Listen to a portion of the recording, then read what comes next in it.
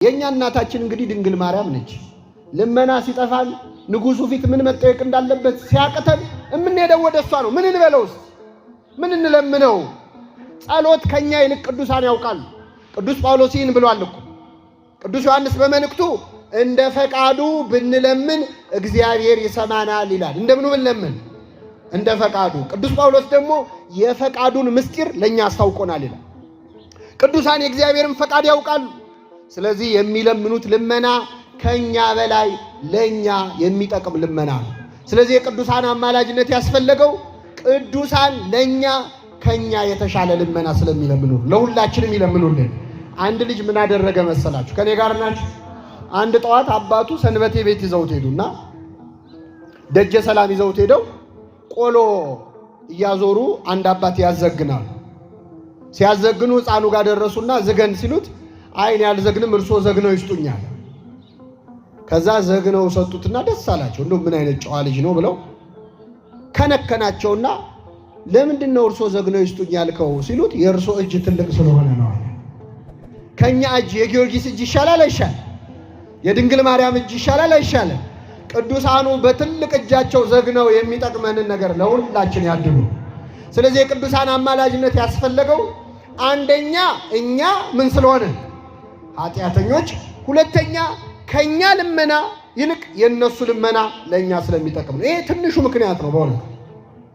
ሶስተኛ ምዕመናን የቅዱሳን አማላጅነት ያስፈለገው እግዚአብሔር በቅዱሳን መማለድ ስለሚፈልግ። እንግዲህ እግዚአብሔር ካለ ምን ማድረግ ይቻላል? እርሱ ብሏልና ሆኑ ነው የሚለው አይደል መጽሐፉ። እግዚአብሔር ካለ አለ ነው። እግዚአብሔር እኛ ኃጢአተኞች ወደ ጻድቃን ሄደን አማልዱን አማልዱን ብለን እንድንለምን ይፈልጋል።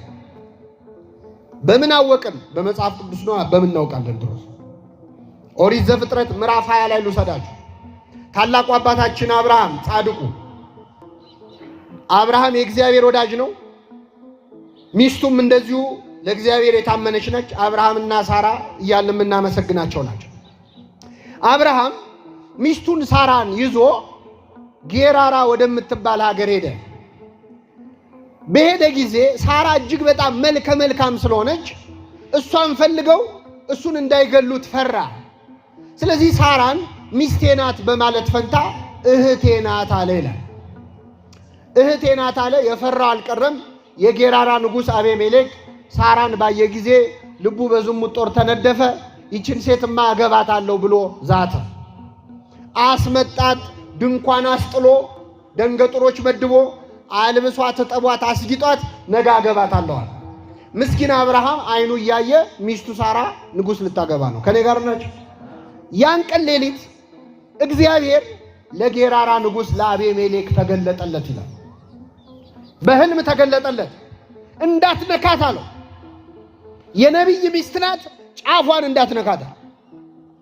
ኧረ ጌታዬ እኔ ሚስቱ መሆኗን አላውቅም፣ እኔ እህቱ ነው የመሰለችኛል እኮ። ስላላወቅማ ነው የምነግርህ። ብታውቅማ ቀጣህ ነበር። በደዌ መጥቶት ልብ አድርጉ፣ ሰውነቱ ሁሉ አባበጠ። እንዳትነካት፣ ነገ ወስደህ መልስለት። አብርሃም ስላንተ ይጸልይልህ፣ ያን ጊዜ ይቅር እልሃለሁ አለው እግዚአብሔር። ይገርማችኋል። አብርሃም ስላንተ ምን ይበልልህ? ያኔ ምን እልሃለሁ? አሁን እግዚአብሔር የቅዱሳንን ምልጃ ይፈልጋል አይፈልግም? ይፈልጋል። ልብ አድርጉ። የጌራራ ንጉሥ አቤሜሌክ በዚያ ሌሊት በቀጥታ እየተነጋገረ ያለው ከማን ጋር ነው? ከእግዚአብሔር ጋር። እግዚአብሔርን እያናገረው እንኳን ግን የቅዱሳን ምልጃ አልቀረም። እኔን ብታናግረኝም እሱ ጋር ሂድና እሱ ሲጸልይ ያኔ ይቅር እልሃለሁ አለ። አሁን የቅዱሳን አማላጅነት አያስፈልግም የሚሉ ሰዎች እኮ እግዚአብሔርን ሲያናግሩ ታያድሩም። መቼስ ግን ቢያድሩ እንኳን ሌሊቱን ሙሉ በአይንህ እያየው እግዚአብሔር ቃል በቃል ቢያናግርህ እንኳን ራሱ እግዚአብሔር ቅዱሳንን አማልደኝ እንድትል ይልካል እንጂ የቅዱሳን አማላጅነት አይቀርም። ስለዚህ እግዚአብሔር በቅዱሳን መማለድ ይፈልጋል አይፈልግም? አንድ ልጨምርላችሁ። መጽሐፈ ኢዮብ ምዕራፍ 42 ላይ እንደምታውቁት ጻድቁ ኢዮብ በምድር ላይ ብዙ መከራ ከደረሰባቸው በመከራ ምክንያትም ብዙ ዋጋ ካገኙ ቅዱሳን አንዱ ነው። ኢዮብ ብዙ መከራ ባንድ የወረደበት፣ በመጀመሪያ ሀብት ንብረቱ ጠፋ።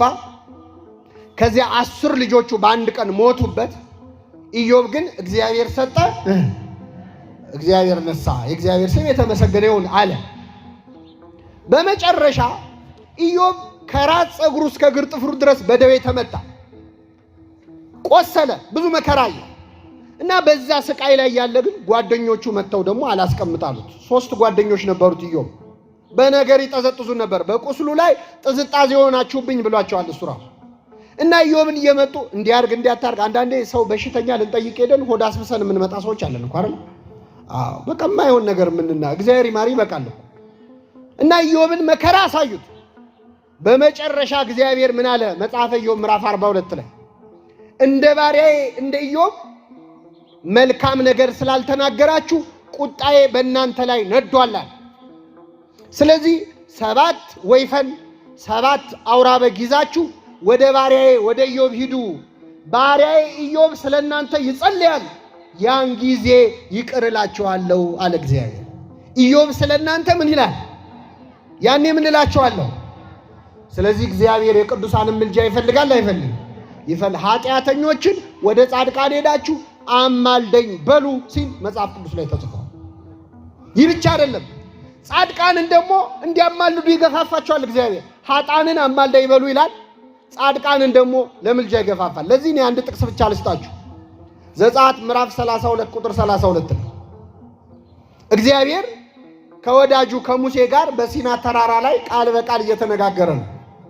ሙሴ በሰባቱ መንጦላይት በሰባቱ መጋረጃዎች መሃል እያለፈ ከእግዚአብሔር ጋር ቃል በቃል ሲነጋገር እስራኤላውያን ጠብቀው ሙሴ ሲዘገይባቸው አይመጣም ብለው ከወርቅ ጥጃ ሰርተው ከግብፅ ምድር ያወጣን አምላካችን ብለው ለጥጃ መስገድ ጀመሩ። በጣም ይገርማል። እግዚአብሔር እስራኤልን ከግብፅ በቀላሉ አውጥቷቸዋል። ግብፅን ግን ከእስራኤል ውስጥ ለማውጣት በጣም ነው የተቸገረው። የግብፅ ጣዖት አምልኮ ውስጣቸው ስለነበረ ለጣዖት መስገድ ጀመሩ።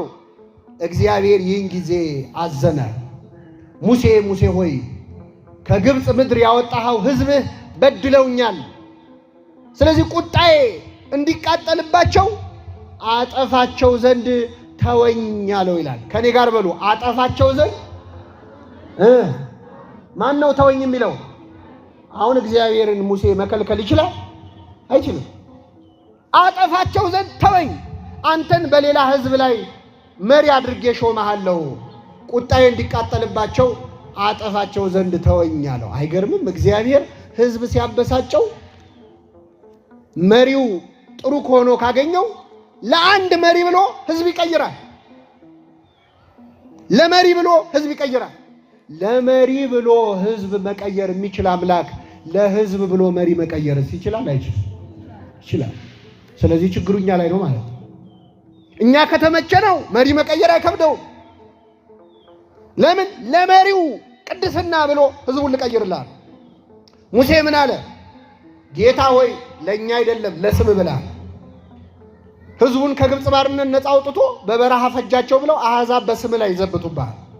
ስለዚህ ለኛ አይደለም ለስም ብለ ለአብርሃም ለይስሐቅ ለያዕቆብ የገባውን ቃል ኪዳን አስብ። ይህንን ሕዝብ ከምታጠፋ እኔን ከሕይወት መጽሐፍ ምን በለኝ ሰርዘኛ። እግዚአብሔርም በሕዝቡ ላይ ሊያደርግ ከነበረው ጥፋት ራራ ይቅርም አላቸው ይላል። እግዚአብሔር ይቅር ይበለን ሁላችን። አሁን ይህን ያነሳውላችሁ ምእመናን፣ እግዚአብሔር ማጥፋት ከፈለገ ሙሴን እያስፈቀደ ነው የሚያጠፋው? እግዚአብሔር የሚሳነው ነገር አለ? ለምንድን ነው ለሙሴ የሚነግረው? ለምንድን ነው የሚነግረው? ለመረጃ ነው? ለመረጃ ከሆነ ሕዝቡን አጥፍቶ ሙሴ ሆይ አጠፋዋቸው እኮ ማለት ይችላል። ለምንድን ነው የሚነግረው? ሙሴ ስለ ሕዝቡ ምን እንዲል ነው? እንዲለምን እንዲጸልይ ነው እንጂ ለኛ እኮ እግዚአብሔር እንዲህ አይነት ነገር አያማክርም። አሁን እግዚአብሔር ለኛ መጥቶ እስቲ እነገሌን ላጠፋቸው ነው ምን ይመስላችኋል ቢላችሁ ምን እንደምትሉ? ወይ እግዚአብሔር ወይ ሐሳቡ ካንተ ከመጣማ ጨምረ እነገሌንም በዛው አጥፋ ነው የምንለው። ቅዱሳኑን ግን ያውቃቸዋል። በቅዱሳን መማለድ ማን ይፈልጋል ማለት ነው? እግዚአብሔር ይፈልጋል። ይህ ብቻ አይደለም፣ ቅዱሳን ካላማለዱ እግዚአብሔር ያዝናል፣ ይከፋዋል ይላል መጽሐፍ ቅዱስ። በጣም ይገርማል። ትንቢተ ኢሳይያስ ምዕራፍ 59 ላይ አንብቡ። እግዚአብሔር በምድር ወደሚኖሩ ሰዎች ተመለከተ፣ ወደ እርሱ የሚማልድ እንደሌለ ተረዳ፣ ተከፋም ይላል። አማላጅ ሲጠፋ እግዚአብሔር ይከፋዋል። ቅዱሳን ካማለዱስ ደስ ይለዋል፣ ካላማለዱስ ኃጢአት አድርጎ ይቆጥርባቸዋል። ታላቁ ነቢይ ሳሙኤል ምን አለ? ስለ እናንተ ማማለድን በመተው እግዚአብሔርን እበድል ዘንድ ከኔ ራቅ ነው ያለው። ቅዱሳን ስለኛ ካልጸለዩ ቅድስናቸውን ያጣሉ። እነ ጊዮርጊስ ለኛ ካልጸለዩ የሰማዕትነታቸውን ዋጋ ያጣሉ። ስለዚህ ቅዱሳን ሲያማልዱ እግዚአብሔር ደስ ይለዋል። ቅዱሳን ስለኛ ሲያማልዱ ማንን ደስ ይለዋል አልኳችሁ? ካላማለዱ ደግሞ ኃጢአት አድርጎ ይቀጣቸዋል።